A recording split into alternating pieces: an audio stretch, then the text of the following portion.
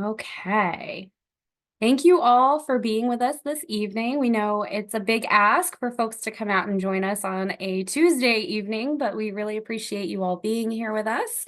Tonight we have a really special event that's been in the making for quite some time now at the suggestion of some of our most recent applicants. With this idea that they really wish they had heard from folks who had been through it before they themselves kind of took on the fellowship process. And so we put a call out to a group of alums who we knew have worked with us in different capacities over time. And not surprisingly, every single one of them said, yes, please sign me up. I'd love to share my experience and offer some advice. And we are so grateful that we have a nice group of alumni here with us tonight. And we'll introduce you to them in just a few moments. Before we do, we want to make sure that everybody here knows who we are here in OSDFA. So, and we've changed over the last few months, so you'll get a fresh picture. So OSDFA, as we like to refer to ourselves, short for the Office of Scholar Development and Fellowship Advising at Rutgers University in Camden, is an office of two now, finally, very exciting. Myself, Laura Collins, and my colleague, Jordan Myers, who is here with us this evening. And what we do is we help our students in identifying and then applying for external transformational awards that are all fully funded that are going to help you reach your goals. And so as we're talking with our prior applicants tonight, you can hear about the wealth of different opportunities that they all pursued with our support. So we are very intentionally named Office of Scholar Development and Fellowship Advising, although in hindsight, maybe shouldn't have chosen quite such a long name. So OSDFA has become a handy acronym. But when given the opportunity to name a brand new office, I was really intentional in thinking about what our purpose is and how we best serve our students. And so this, slide is meant to demonstrate that. And we do believe that scholar development and fellowship advising really go hand in hand. We help our students from any year that they are in school. So undergraduates from first year all the way up through graduation, graduate students on our campus, and we are very pleased that we continue to support and work with our alumni. So whether you worked with us previously or you're a new, alum who just wants to kind of engage with the office, we support our applicants at every stage in helping them kind of think about what comes next and then finding those funded transformational opportunities that are a good fit for them. With a second team member in place, we've been really able to be very intentional in thinking about the types of awards that are the best fit for Rutgers Camden students and alumni. And so we've created this diagram and graphic to demonstrate to you how we sort of prioritize our awards. The fellowship landscape is vast. There are really, truly awards and opportunities out there for everyone. And so at times that can be a little overwhelming, not only for our applicants, but also for us, because there really is something that we can match you up with in every space. These awards that you can see in Tier 1, these are the awards that likely will require some level of support from the institution, whether that comes as a campus or university endorsement. Maybe we need to have a letter written from the chancellor or the president of the institution, which you'll hear from some of our applicants who've had that happen. Or it has an advisor's portal that we can kind of guide you through the process and maybe write a letter on your behalf. Tier 2 and Tier 3. So Tier 2 awards, they will mimic some of those same criteria of Tier 1s, but they just tend to be either lesser known awards, lesser prioritized awards among our campus, or they're still kind of in development on our side. And then Tier 3, again, really good fit for our students, but the level of engagement that is required from an advisor standpoint maybe is a little bit less. This by no means is exhaustive. We always like to say that. So just because we are putting some focus and attention on some of these awards, that's not all the awards that are out there. And we, through our advising appointments, are always thrilled to show you a number of resources and databases and kind of point you in the right direction. All right. So we know you're all here, not so much to hear from me, but to hear from our wonderful panel. And so we have a few slides that showcase our panelists. So as you see your photo come up, we'd love you to unmute yourself for just a moment and say hello. And then once we've gotten through all of our panelists, we will dive into some prepared questions. And we will also leave time at the end for you all as the audience to ask questions as well. So first up, we have Karen. Karen, would you like to say a few words?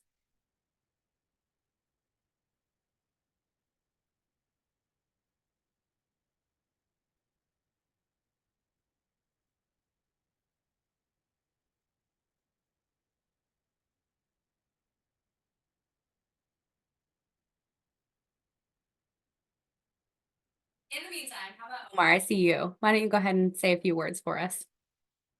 Sure, I'm Omar Kasani. I currently work in neuroscience operations for a small private organization specifically dedicated to one disease. So I'm focused on Huntington's disease right now, which I think is really cool. I very much enjoy working in the space of neuroscience, and my plan is to continue working in the healthcare sector, healthcare and pharma sector.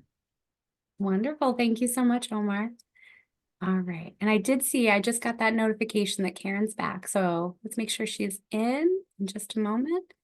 And if Karen, if you can hear me, we wanted to have you just introduce yourself by saying just a few words.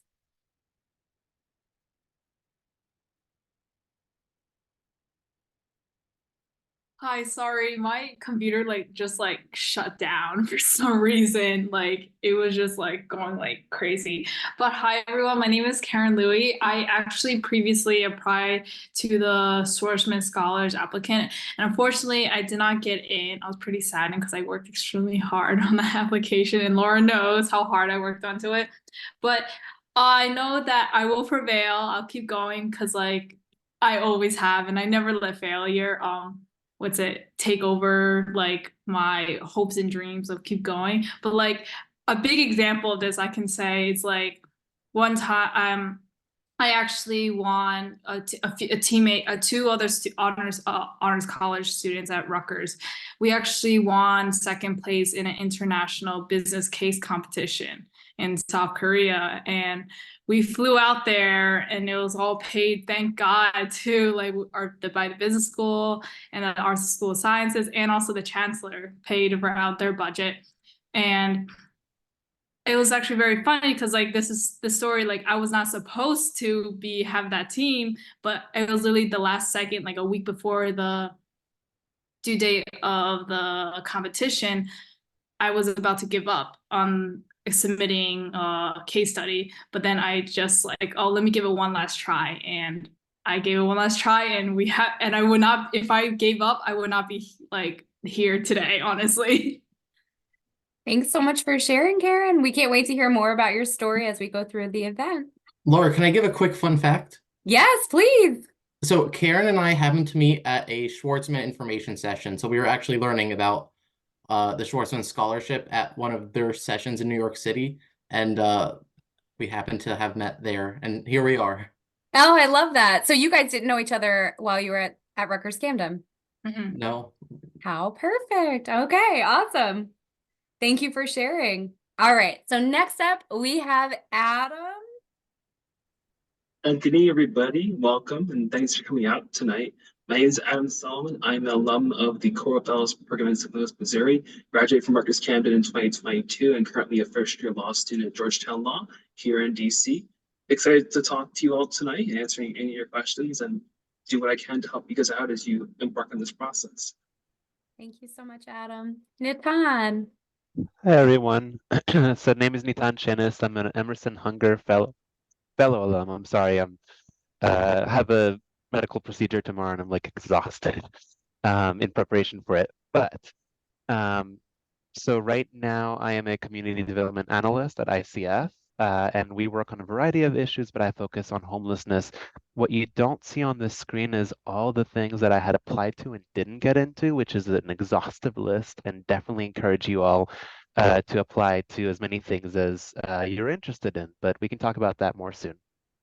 Absolutely. I'm glad you made that point. So you're right. We couldn't fit for a lot of you, we could not fit all of those things that you've applied for. I think almost all of you have applied for multiple awards and opportunities, and we kind of had to distill it down quite a bit. So I'm excited for you all to share all those different experiences, the highs, the lows, and everything in between. Tanya. Hi, everyone. My name is Tanya Martinez. I graduated in 2022, went directly into the Urban Fellows program, and that's actually led me to my job that I have now, where I feel incredibly lucky. I love my job, and I'm doing both like rezoning stuff, where I'm helping really bring resources to communities that were recently rezoned. And then I also am helping with the asylum seeker crisis that's going on in New York City by bringing people that recently were work authorized jobs. And I'm really feel lucky because the fellowship, I think, led to that direct path of me being able to be a leader in that. So it's all been really exciting stuff. But yeah, same with Nitan. I applied to things that I didn't get, but I honestly feel lucky in the path that I'm in now. Thank you so much. Sujay. Hey everyone, great to see some old faces and some new ones too. My name is Sujay. I graduated from Rutgers Camden in 2021. I'm currently a second-year medical student at the Icahn School of Medicine at Mount Sinai here in New York City. So this is a nice break from studying. I've actually traveled through 4 of the past 5 weekends, so I'm like still jet lagged. That's crazy, but med school is very fun, also very hard. You can always message me afterwards if you have any questions about it. A couple of fun facts. I love trying new restaurants. I'm at like 350 something. And if you guys don't use the Belly app, use it. It's really fun. That's my main social media nowadays. I've been on the big screen at 3 sporting events. I've also been on ESPN somehow, so that's kind of crazy for me if any of you follow sports. And I'm currently traveling a lot and designing a surgical spine implant. And I was a Tribbin finalist, a Marshall finalist, and I think a Gates Cambridge finalist as well. But fortunately, I didn't get any of those. So I've been on the receiving end of some failures too. Yeah, I'm so glad you shared. We are in the midst of a lot of these finalist seasons here at Rutgers Camden. We just learned that we have yet another, our first since Omar and Sujay, Truman finalist. And it's interesting that, we sometimes categorize that as like not quite getting all the way there. But I'll be really interested to hear everybody's perspective on what it's like to be a finalist, to go to those interviews, to network, and kind of how that sort of shapes your experience anyhow. So thanks so much for sharing, Sujay. Our last 3 speakers, panelists, all are currently residing in New York City. So we're going to kick it over to Sid, who, like Adam, is living in DC. So Sid? Hi, everyone. It's so great to be here. My name is Sid Johnson. I currently work at the United States Congress, the United States House of Representatives. I specifically work for the Progressive Caucus, which, if you don't know, is the largest ideological caucus. It is 102 of the most progressive Democratic Congress members in the country. And I am a caucus aide and legislative correspondent, which means I do a whole bunch of different things, but my job is really cool. I work very closely with the White House for policy as well as with different state governments. I get to meet cool people all the time. Like the other day, I met the president of Honduras. And whenever people want certain laws passed, they invite me to cool openings and things like that. And it's so cool being able to see and meet the members every single day and being able to go up to them directly and influence policy to really get a progressive agenda out there. Some of the fellowships that I have won include the White House internship, the Congressional Black Caucus Fellowship, which led to my job today because I was with Andre Carson, who is a member of the Progressive Caucus, the Emily's List Fellowship, the Ronald Reagan Civic Leaders Fellowship. Last year, I was a Fulbright alternate for Luxembourg, and this year so far, I am a semi-finalist, so we are waiting anxiously to see what will happen. And for the Schwartzman Scholars, I am currently on the waiting list for the next upcoming year. Wonderful. Thank you so much. Yes, I mentioned we were in a season of announcements and a little bit of waiting. And so it's great that I get to stay in touch with some of you as we keep going through these processes, even after your time at Rutgers Camden. Okay, so as mentioned, we have some prepared questions that, generally are the things that I think will hit at some of the experiences you have. With such a robust panel, we don't expect you all to answer everything, so please feel free to, I guess I'll have to change my view over here so I can see more of you. Let's do it that way so that I can see more of you all. And maybe you can like raise your hand and let me know that you want to kind of be considered for one of these questions. And then again, we hope to leave plenty of time at the end to hear from our audience and or for you all to go off script and think about, your experiences just in a more holistic way. All right, so with that in mind, here we go. So how did you first learn about the award that you applied for, and what interested you most about the opportunity? Was it financial? I mean, we know that these are fully funded awards. Was it the experience that was sort of conveyed and marketed to you as part of the award, or something else? All right, I see Natan. I need to learn how to raise hand in Zoom. I'm not used to this new update. So as was mentioned in the previous slide, I got ultimately the Emerson Fellowship. I'll answer that first question about all the awards that I applied to, but then I'll focus it in on that particular fellowship. So writ large, I found out about awards through a variety of different ways. Sometimes it was looking it up in Google, as I had done with the Emerson Fellowship. I was looking for a fellowship experience, something related to public service, something maybe related to my passion areas of addressing poverty and homelessness and housing. So that's one thing that I did, but I've also learned about different opportunities from Laura, right? From coming to her office and her kind of suggesting different things based on what she had known that I was interested in. And then of course from other students, either alum of Rutgers network in general, or just like current, like, I can't say current, it's been a few years, but students at the time had kind of shared some things with me as well. What interested me most about the opportunity, and here I'll just focus on the Emerson Fellowship. I think the biggest thing, I did mention already that I was looking to do a fellowship, right? So I didn't want to jump directly into a graduate program. I didn't want to jump directly into my full-time job. I wanted an in-between to figure out what path makes sense for me next. So I was looking for fellowships, and I have been and was then and will continue to be passionate about housing. And so I wanted something related to that. And so I did some research on Google and found something that was very much aligned with that, and also just found something that was very social justice oriented.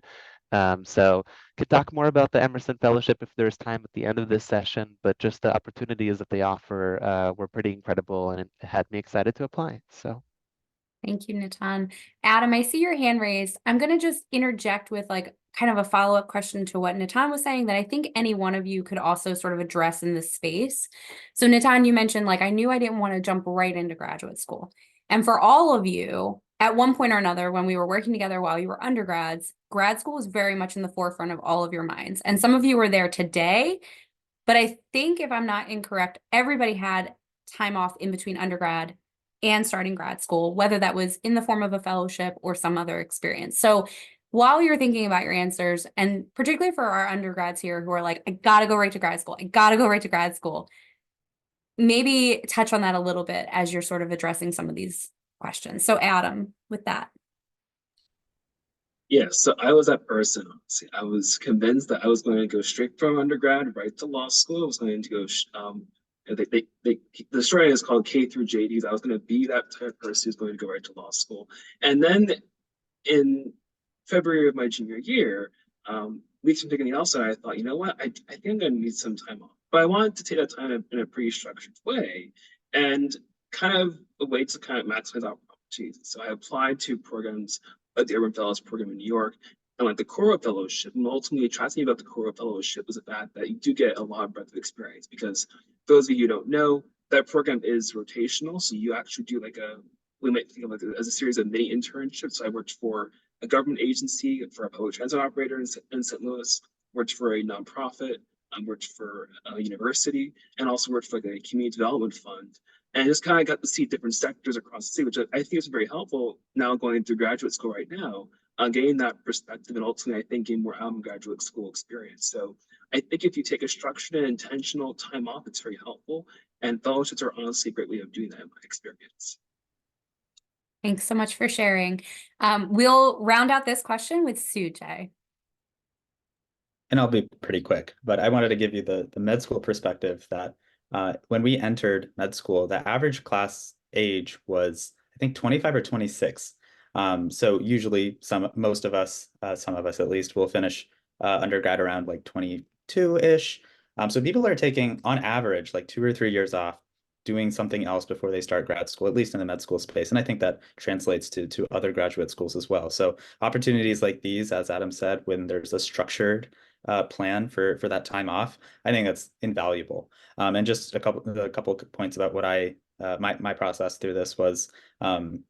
I was, I guess, a second year when the pandemic hit, and I had promised myself as a freshman, oh, I'm going to study abroad.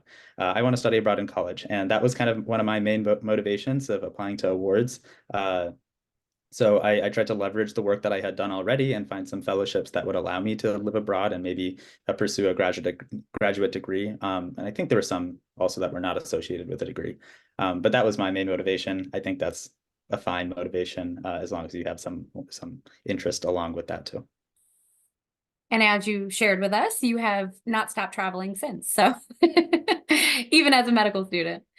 All right, wonderful. So this is always a really common question and experience, I think, a shared experience. So I'd love to hear your perspectives really about this idea. I mean, this kind of goes back to like imposter syndrome. We talk about this all the time. And I'm looking at a group of very accomplished individuals who have succeeded in securing awards, who are doing really wonderful things in their professional and post-undergrad lives. So talk to our audience a little bit about that feeling of intimidation that might almost certainly come up in this process, how you work through those feelings to kind of hit submit, right? That's our big motto around here, is getting to that point where you just do it. So who'd like, oh, Tanya, I'm so glad. Go ahead, get us started. Yeah, absolutely. So I was very intimidated by the whole process. I, similar to you all, attended the session held by, the Office of Scholarship Development, and, it was like led by Laura. I sat there and I was like, wow, like all of, these opportunities, ideas, they're so great, but they're great for when I get there eventually, right? When I get more internships under my belt, when I get more, research that I do under my belt, but I'll get there eventually. And Laura would reach out and I would be like, no, I'm not ready to apply yet. And I kept doing that. And I think that really was like the worst mindset ever of like, oh, I'll do it eventually, because I really had the idea that I wasn't good enough yet. And it was through a lot of people actually in this space. It was through Laura, through Nitan, through Omar, Adam, that like really pushed me to believe in myself. So I think that's something that I really think is so important, is being in a community of people who are like-minded and that really see you and inspire you, because they're the ones who also will uplift you. So that's one thing that made it easier to apply to all these opportunities. But I think the other thing that really made me persevere was, that I belong. And I think even when I was in the application process, I didn't believe it. Even when I got accepted, I didn't believe it, right? Like in the entire way, I was kind of faking that idea until I made it. But once I was in the Urban Fellowship program, I was like, wow, like I really do belong here. I think that's something that I realized, because there, like even now, even beyond just the fellowship in the professional world, we belong. I think people oftentimes think about the spaces of government, and it's been historically like white, like men that lead the space, and it's just like, oh, do I really belong here? But there's such important things that whenever you, especially if you want to go into public service, there's so many things that matter that you bring in terms of life experiences that just like that makes the biggest impact for like people. And so I think that's like my long-winded way to say that it doesn't matter if you haven't done these internships that other people have done. You still bring things from your life that really matter and that really impact, the places that you serve. So that's something that I just really want to emphasize, because that's like looking back, I see how much being in the space really mattered. Thank you so much for sharing. And Omar, yeah, I see your hand is raised, please. Yeah, so I can piggyback off of what Tanya said. I think she very well encapsulated a lot of the things that I myself, and I'm sure a lot of us on the panel, were thinking. So I'll start off with the second question. What made you persevere to complete the application? Like Tanya said, having the support group to be able to bounce ideas off other people, gain perspectives on how you can improve your not only your application, but also why, to the first question, you shouldn't be intimidated when you apply. So applying, it's not an easy process by any means, but it is a rewarding process, whether or not you do end up getting the award. And seeing how the previous profiles of former winners of each respective award, how they come out to be and what experiences they have and what shaped their application and becoming scholars, it can be intimidating, especially when a lot of people end up being so successful and you think, well, I can't really envision myself being that successful. Like, I want to be normal successful. You essentially don't realize how high you can soar until you take those, those leaps of faith. And I think that's what a lot of the scholarship applications come down to, taking that leap of faith and then overcoming what is initially intimidating. And that, taking that first step also helps you persevere, because essentially that's the hardest step in the whole process, saying, I will apply. Thank you so much for sharing. You both are touching on some key themes that really, I think, are behind the mission of what we do, and are definitely going to come up again. But themes of community, you both touched on how important it is to kind of surround yourself with people who see you and who champion you. And this idea of kind of leaning into your self-efficacy, knowing who you are and that you belong and that you're good enough. So thank you all for touching on those things, and I look forward to hearing more about it. Okay, let's see here. Hopefully my computer will behave. There we go. Okay. So thinking back to your applications, Omar, you just said, like, it's not an easy process by any means, but throughout the process, I'm sure there's some things that feel more challenging than others. So everybody's process looks a little different too, and how you approach an application. So, what felt hardest, and maybe what was easy, or what was your strategy for making it more manageable?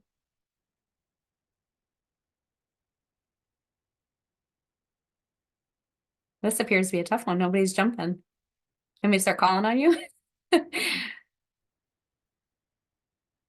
Karen or Sid, we haven't heard from you yet. How about one of you jump in? I can say something, I guess. What was like the hardest part of my application, say? I think for me, like, I'm not sure it applies to the rest of anyone here else can relate to, but for me, I'm just constantly everywhere. And Laura knows this. Like, I'm doing everything, I'm doing 10,000 things. And for me, the hardest part was like boiling down, like, what is my core like themes within my consistent like hobbies or like my goals and stuff like that. Like, because even I did not know, like, I was like, where am I trying to go with this? I'm like, I don't know where I'm trying to do. So it was just hard to, especially with the essays, you're only given like X amount of space, and boiling it down and making sure that they got the message, they feel that drive, they feel that what's it, compassion, like passion you have. So that was the hardest part for me. I see every one of you nodding, like distilling your entire life and the things that you cared most deeply about into 3,000 characters. Like, go. I love it. Thank you, Karen. Natan. I figured it out. All right, I'll lower the hand. Yay! I would say for me, the hardest thing was Laura's edits, to be honest. She's a tough editor, but that was really important because it made it that much of a better application. And it helped me learn a lot more about what it is that I'm really applying for and why. So I wanted more of that, even though it was difficult. Uh, and I'll say the easiest thing was just the amount of support. The group of people that want to support and help, from Laura to, again, like I said, other students to alums, to random people that I reached out to that have received that, particular fellowship or program that I was applying to, and that were willing to just, share feedback and kind of answer my questions. For sure, lots of people are just so willing to help if you reach out. So I would say that was the easiest. Excellent. Yes, I promise all of the tough edits come with lots of love behind them. That's the hardest part of my job too, is to get out the red pen. But one of the, the things that's commonly said is get yourself a brutal editor. And so whether it's OSDFA or someone in your life, you're all nodding. So having someone who really can make sure that your message is coming through. It is hard because we all get very attached to our writing. So, all right. I want to add to that a little bit. Yeah. I feel like that's kind of like a life thing. Like if someone tells you like good criticism, like don't take it to heart. Like no one else is gonna tell you that. That's something that they have guts to do that. And it's something that you should take from anyone where it comes from, like job, school, whatever. Like you should definitely like look up to them because they are telling you like, hey, you're doing something wrong and you should fix this. Thank you. Okay. So for some of you, this is dating back a little bit. Sid, did you want to jump in on that last one before we move on? No, I've been waiting for this one. Oh, you're waiting. Okay, great. So let me finish reading it. So some of you, it's been a little bit since you've applied for something, and for some of you, you continue to apply for things. So your timelines might look a little different, but what is one thing you really wish you knew before you had applied? And Sid, we'll start with you. So I think there are two big things I wish I knew before I applied. One, how much community matters. I think Laura has seen I think the deepest parts of me, and we've been so vulnerable with each other. And not only has it helped me explore myself, but also be able to be so successful in the fellowships I have applied for, specifically in my community. I remember a specific example with one of my coworkers who I'm very close with. I told them about these fellowships, and they were like, "Hey, how is that going, by the way?" And I was like, "Oh, I haven't checked in a while." And I checked my email, and it was a reminder from Schwartzman being like, "We haven't received your email. It's due by like noon today." So in that essence, community was really important because otherwise I would have missed my Schwartzman Scholar interview. But then I think the also other part is just being willing to try and put yourself out there. I'm going to be a bit vulnerable for a second. When I graduated, I didn't win anything, and I was astounded. And I kind of really felt like a failure. I didn't know what to do, and it was not a positive time for me. But if I gave up then and I didn't keep on trying, like I live in DC and work in Congress. Like, this is my dream. So, and it all happened through me continuing to try and continuing to put myself out there and realizing that, like, yeah, I am worthy of these awards and I am worthy to be in these spaces and I am qualified and intelligent and all those other good things. So just put yourself out there and you'll see the proof that you are good enough. Thank you for your vulnerability and for sharing so openly. I have to say that yeah, I've worked with Sid for about 3 years now, and in that season that they're talking about, I saw just this, and I don't want to put words in your mouth, but this determination. And every day, every week, I was opening emails with like 5 new awards that they had found and they were going to apply for. And my job really, and this has been the case with lots of you over the years, is really just to like be your cheerleader and champion and be a brutal critic when needed, but to kind of help realign maybe what your vision is with, maybe we'll leave that one aside. I can think of conversations with Sujay, like maybe we don't apply for all of these. But to really, I mean, you all bring so much to the table and that kind of fervor for this. So I really appreciate that. And I definitely have seen that in that season you were speaking of, Sid. So thank you. Anyone else want to chime in with something you wish you knew before? Yeah, I think it's important to realize that the process of applying itself like, although we all want to get into it, right? But even the act of going through it, the act of figuring out how to tell your narrative, that builds skills that are really helpful. I just finished applying to legal internships right now, and I find myself using kind of very similar skill sets that I developed when I was applying to fellowships. Use the same things when I was applying to law school. Use the same thing when I was applying to legal internships. In a way, it's kind of like exercise, right? When you're doing it, it feels quite painful, and it doesn't always result in the result that you want. But the more you do it consistently, the more that you practice all of this, it I think helps you even beyond the fellowship application process. And so that's why I want to bring that perspective too, kind of like thinking like big picture. There's a lot of transferable skill building that you are doing just by engaging in the process, and that in itself is, I think, a win overall for the long term. Thank you. That is such a beautiful point. Something that we always try to emphasize in, advertising awards, that there's just value in just opening an application, working on those essays.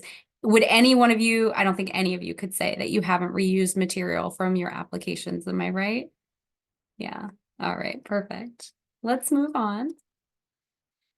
Okay, so I mentioned earlier that one of our, values in OSDFA is helping individuals and students develop their self-efficacy and self-awareness. So, Adam, I think part of what you just said touched on this and in how,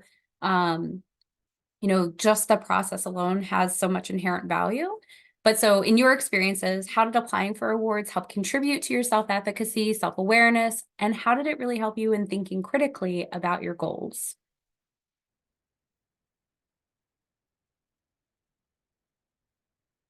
You guys, anybody? I think I can chime in a little bit. I didn't know. I'll go first. You chime in. But yeah, but I think it was really a great reflection of like my whole career, where I am, like what I did in the past, and then where I'm at today. And then Laura helped me a lot, basically nail down my goal for the next, basically for my next 10 years, you could say. And then I kind of know the process, like kind of what they're looking for, and I'm definitely going to reapply again. And even right now, I'm like constantly planning. I'm like, oh, I'm attending like leadership. I'm speaking more at leadership conferences. I'm attending more like things like these alumni events to like kind of build my leadership skills and really prove to people like, oh, I am worthy of this award.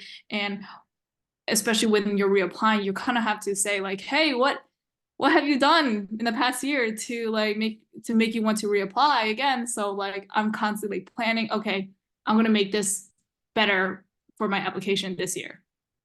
Thank you so much, Karen. And we'll kick it over to Tanya, but I just wanted to interject a quick point that, again, looking at this group of faces, there are quite a number of you who've applied to something and reapplied in a future cycle. There's some awards out there where, you can only do it when you're in your third year of college or something, right? And so that opportunity is a smaller window, but quite a large number of awards exist that you can try for it multiple times. And in some awards, the U.S. Student Fulbright, as an example, it's much more common to get it on your second or third try than it is on your first. So having that mentality of going back again and again is really a great one. So thanks, Karen. Tanya.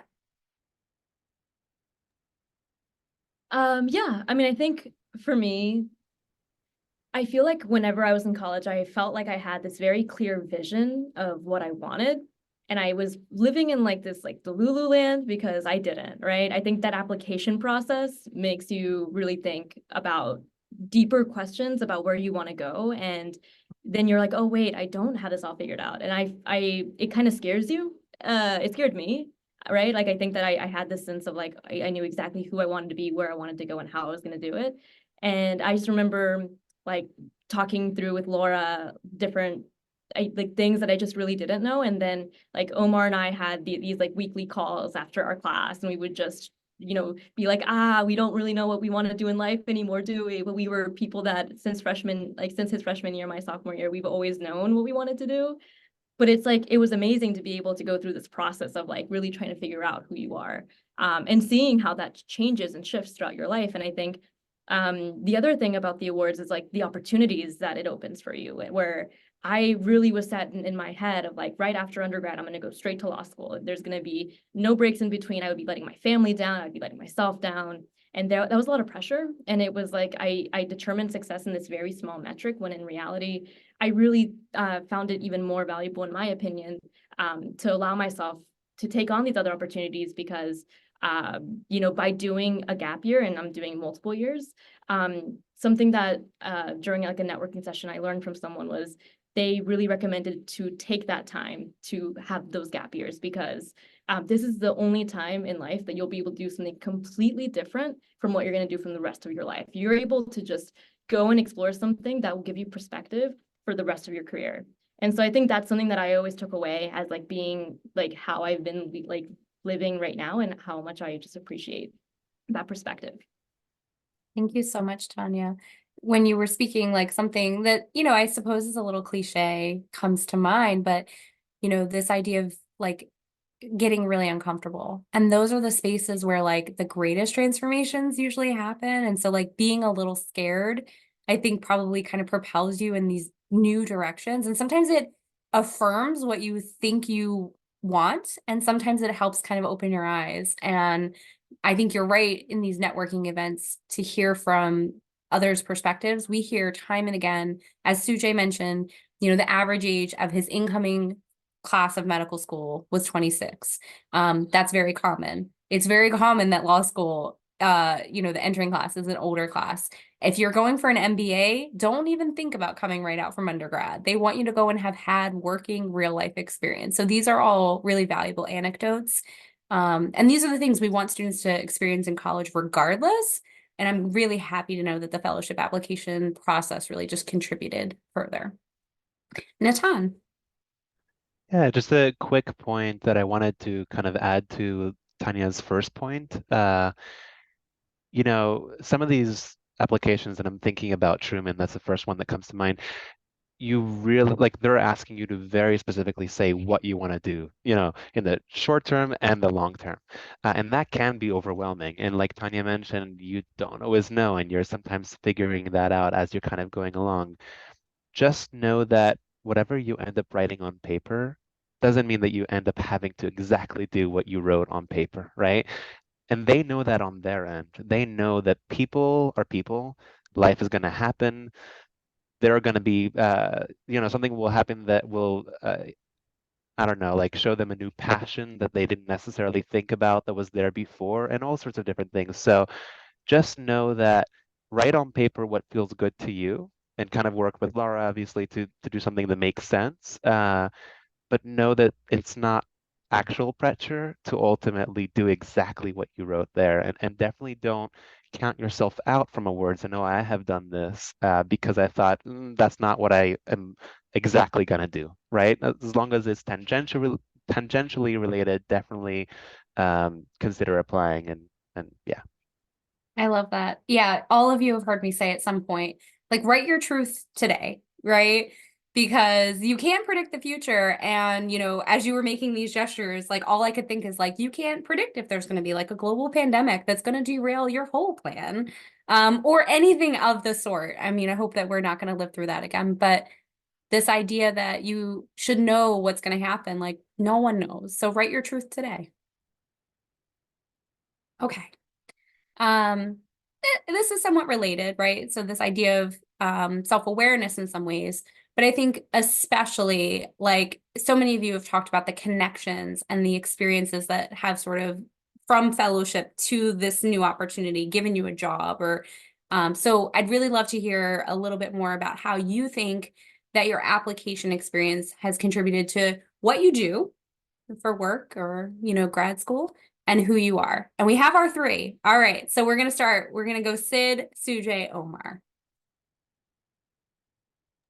Well, to start off, I was a history and theater major in school, so my current job doesn't relate to what I did in school at all. I thought I was gonna be an actor or a lighting designer or something like that.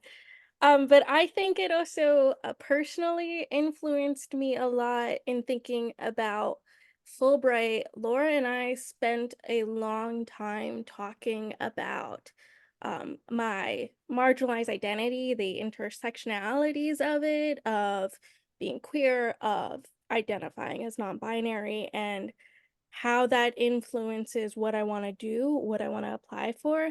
And I feel so much more confident in my identity and in who I am than I ever did in college. And I think applying for fellowships and meeting community through that is largely to thank for that. And I also think that from what I've learned of, I've had so many people reach out to me of wanting to break into federal government and wanting to pursue a career similar to mine. And a lot of people don't know how to break in. It is really elitist. It is very, very hard to get in. There are very limited spots, and they reserve spots for a lot of white men, and they reserve a lot of spots for Ivy League people. And if you don't fit into either of those categories, there's not as much space for you. And I think getting an internship or a fellowship is one of the ways to break into the federal government or public service or whatever you want to do. Thank you so much for sharing that. And, again, being vulnerable, I wanted to just touch on that while there are spaces for everyone, right? And so there's a lot of awards out there that will celebrate your identities and the different things that make you you, which is a wonderful thing. And then there's awards like Fulbright where you get to choose if you're going to tell that story and if you're going to choose a location that would also celebrate you for who you are. So I love that there's so much choice and dynamic in this space. So let's go to Sujay. Sure. I think that I was on a path to med school. Probably it's like 8 years now. Like I knew this is the spot I wanted to be. I think by applying to so many of these applications, I've really embraced the MD plus. So it's like, yes, I want to get my medical degree, but I also want to do other passions and integrate that into my career. And I had never really cared to look, or I didn't even know how to look at, how do I use public policy as a physician, or how do I look at research in a way that's innovative, or so many. I think I applied to like 5 or 6. I really put Lord at work the year that I was applying, but It was each one of 7. them was It it was was 7. 7. Oh gosh, I'm so sorry. But like it was each almost a different story. Like now that I'm thinking about the passions that I was writing about, like I'm pretty sure each one was a kind of a different path that my life could go, maybe for that one year, but probably for the years after. And one thing I wanted to say that I don't know if I explicitly told you, Laura, already.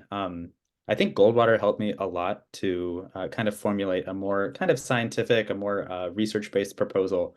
And about 2 months ago, I applied to the National Science Foundation Innovation Corps grant, and we got that 50K grant. And I will definitely admit that I tapped into the Goldwater application and all of the writing that I had done with Laura through this department. And it took me a little bit of time to win a fellowship or a grant, but I was able to use the experiences and the applications to get to that point here today. Congratulations. That's huge news. I'm so excited for you. And just as an aside, during that fall semester, while Sujay was remote, I talked to him more than anyone in my household. So, Omar. So again, I agree with what the my fellow alumni say. One thing that I would like to add is that some of the fellowships and the scholarships that I applied to also set the course for applying to some of the other ones. So towards the beginning of my academic journey at Rutgers Camden, I applied for a minority scholarship to study or to intern in East Asia, specifically Ho Chi Minh City, Vietnam. And I was very excited to go there, had my plane booked and everything. And then that was early 2020. So, I couldn't quite go to East Asia in the midst of the pandemic. But, a few years later, I ended up applying for the Sportsman Scholarship. And I kind of had an unfulfilled desire to go back to that area of the world because I learned so much about it and I continued learning about it. And frankly, I'm still interested in going, so who knows, maybe one day. But alas, I think it's really interesting how, in addition to influencing my professional background, each scholarship kind of sets the course for applying to another one and weaving, your tapestry of applications and essays into who or what you want to portray yourself as when you apply In terms of my professional career, so I've always been interested in health and medicine and working internationally. So today I work in international global affairs for, like I said, neuroscience. And so I'm really excited that I'm able to apply these different aspects, which I talked about in my fellowship applications, into what I do today. I've traveled internationally for my job. I work in several time zones on a daily basis, and I plan to continue doing this, and also probably applying to some other applications in the long run. I just perked up a little. Awesome, thank you. All right, let's see. Do I have any more? Okay, I do. We're getting close to time. So I know we've touched a little bit on community. I think, you know, if someone could volunteer to speak to how do you find your community, I think is really what is the big takeaway here. I know in OSDFA, we're always trying to help foster that sense of community. But I think that it sounds like some of you very naturally came together. You might have had classes together, learned, and we've seen that happen where people are like, oh, I didn't know you were applying. But, what advice would you offer to somebody who's looking to find their tribe?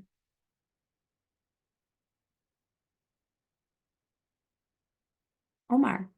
I can kick this off. So, kind of like you said, finding other people that are either applying to something similar or the exact same thing allows you to bounce ideas off of one another and kind of come together and form these spaces where you're able to share ideas, share essays, share application material, and build community. Community doesn't just happen. It's kind of one of those things that you build, but also in applying to these scholarships and fellowships, I've also learned that community can also be bigger than what you expect it to be. So in the context of like the Truman Scholarship, I applied and I made a LinkedIn post, just after I applied and became a finalist. And one of the people that reached out to me was a former former Rutgers alumni who was a Truman finalist. And so from that, we kind of created a bit of a friendship.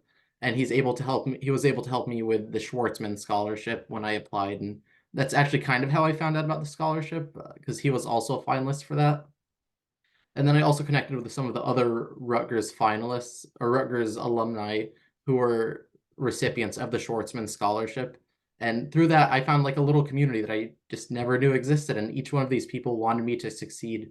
And I really appreciated that. I think that kind of propelled me, because if they were able to win, they were able to identify and see and be among scholars of these awards, and they see me and they say, I want to help this person, then it's really empowering. I gotta say, I really appreciate all of the community in all the forms that it's taken.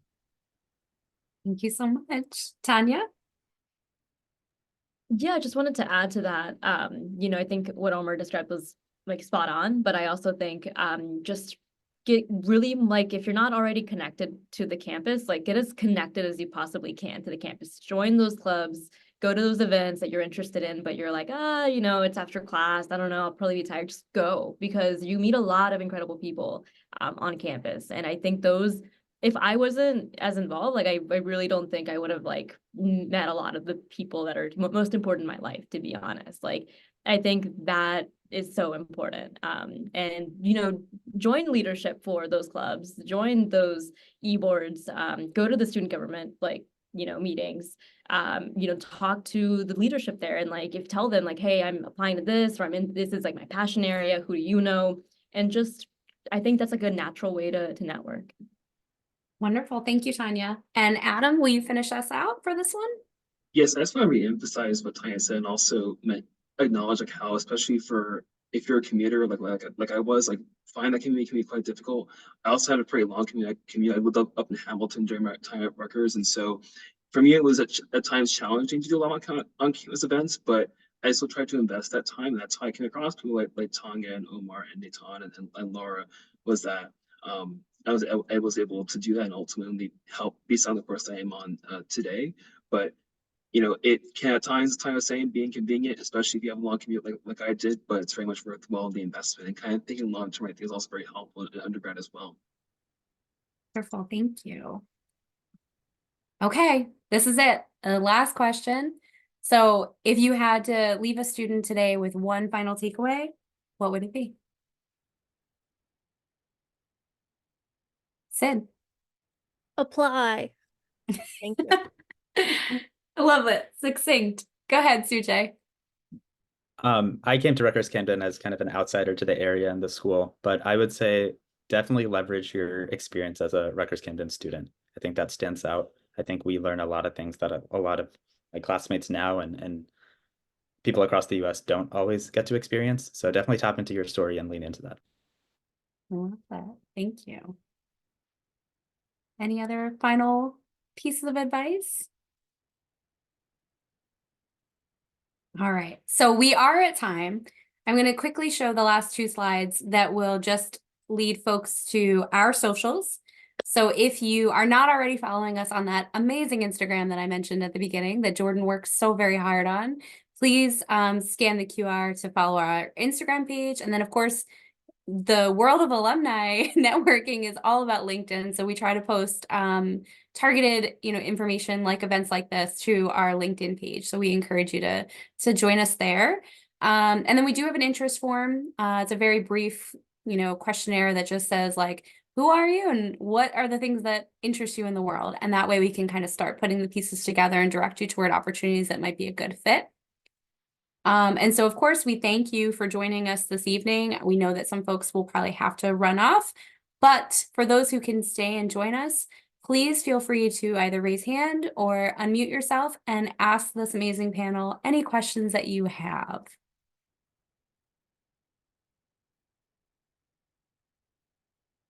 All right, I see things coming into the chat, so I'm gonna, oh, it's a thank you. You are welcome. But if anybody has any questions, please, you can put them in the chat. You can unmute. We're seeing some of our panelists begin to put their contact information in the chat as well. Just as they all emphasized kind of finding their tribe in people who've been through these experiences before. I think it sounds like they are here for you as well. And they will gladly entertain questions. Okay.